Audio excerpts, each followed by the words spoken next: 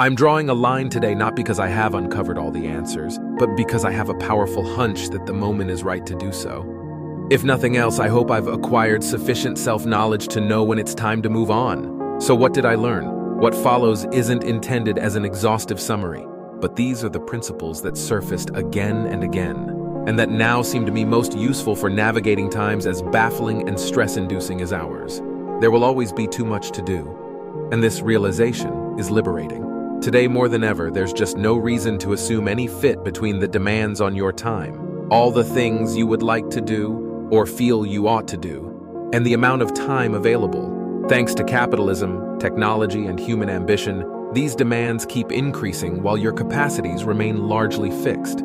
It follows that the attempt to get on top of everything is doomed. Indeed, it's worse than that. The more tasks you get done, the more you'll generate. The upside is that you needn't berate yourself for failing to do it all, since doing it all is structurally impossible. The only viable solution is to make a shift from a life spent trying not to neglect anything to one spent proactively and consciously choosing what to neglect in favor of what matters most. When stumped by a life choice, choose enlargement over happiness. I'm indebted to the Jungian therapist, James Hollis, for the insight that major personal decisions should be made not by asking, will this make me happy?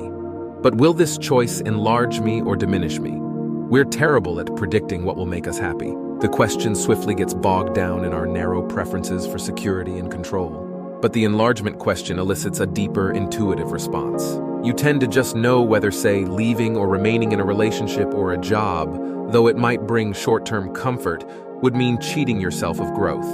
Relatedly, don't worry about burning bridges. Irreversible decisions tend to be more satisfying because now there's only one direction to travel. Forward into whatever choice you made. The capacity to tolerate minor discomfort is a superpower. It's shocking to realize how readily we set aside even our greatest ambitions in life, merely to avoid easily tolerable levels of unpleasantness. You already know it won't kill you to endure the mild agitation of getting back to work on an important creative project. Initiating a difficult conversation with a colleague, asking someone out, or checking your bank balance. But you can waste years in avoidance nonetheless. This is how social media platforms flourish, by providing an instantly available, compelling place to go at the first hint of unease. It's possible instead to make a game of gradually increasing your capacity for discomfort, like weight training at the gym. When you expect that an action will be accompanied by feelings of irritability, anxiety, or boredom, it's usually possible to let that feeling arise and fade while doing the action anyway. The rewards come so quickly in terms of what you'll accomplish that it soon becomes the more appealing way to live. The advice you don't want to hear is usually the advice you need. I spent a long time fixated on becoming hyper-productive before I finally started wondering why I was staking so much of my self-worth on my productivity levels. What I needed wasn't another exciting productivity book, since those just functioned as enablers, but to ask more uncomfortable questions instead. The broader point here is that it isn't fun to confront whatever emotional experiences you're avoiding. If it were, you wouldn't avoid them. So the advice that could really help is likely to make you uncomfortable. You may need to introspect with care here, since bad advice from manipulative friends or partners is also likely to make you uncomfortable. It's wrong to say we live in especially uncertain times. The future is always uncertain. One good question to ask is what kind of practices strike you as intolerably cheesy or self-indulgent. Gratitude journals, mindfulness meditation, seeing a therapist. That might mean they are worth pursuing. I can say from personal experience that all three are worth it. Oh, and be especially wary of celebrities offering advice in public forums. They probably pursued fame in an effort to fill an inner void, which tends not to work. So they are likely to be more troubled than you are.